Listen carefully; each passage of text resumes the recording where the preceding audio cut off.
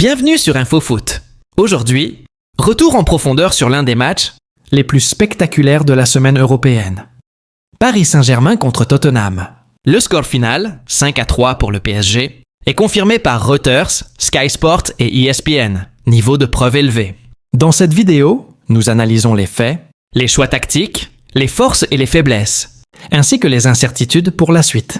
Dès le début, le match prend une tournure inattendue. Selon The Guardian, niveau de preuve élevé, Tottenham ouvre le score tôt dans la rencontre, profitant d'une transition rapide. Le PSG réagit, mais Tottenham repasse devant. Ce scénario, confirmé par Sky Sports, illustre une fragilité défensive déjà observée cette saison. Plusieurs analystes médiatiques, niveau de preuve modéré, insistant sur la difficulté du PSG à gérer les courses anglaises dans le dos de la défense. Malgré cela, Paris ne panique pas. L'équipe monte en intensité, reprend la possession et commence à installer son jeu plus haut. Un élément déterminant dans la suite du match. D'après ESPN, niveau de preuve élevé, l'homme du match est sans contestation Vitinha, auteur d'un triplé. Le Portugais a été omniprésent.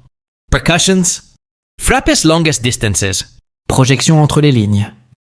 Et un sang-froid remarquable dans la surface. Ce match confirme sa progression constante, souvent soulignée par les analystes. Niveau de preuve modéré. Les deux autres buts parisiens viennent de Fabian Ruiz et Willian Pacho, ce qui montre que l'impact offensif du PSG vient de plusieurs zones du terrain. Paris passe alors devant, puis accélère encore. La capacité du PSG à marquer 5 buts contre une équipe de premier. Ligue est un indicateur de puissance offensive. Niveau de preuve élevé, car basé sur les statistiques officielles. Le PSG gagne, mais Tottenham a été loin d'être ridicule. Selon Sky Sport, niveau de preuve élevé, les Spurs marquent 3 fois.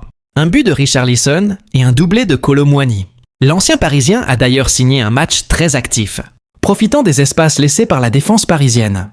Toutefois, Tottenham s'effondre défensivement. Les analyses médiatiques, niveau de preuve modéré, évoquent un bloc trop étiré, des latéraux souvent en retard, un manque de densité dans l'axe. Face à un PSG inspiré, cela ne pardonne pas.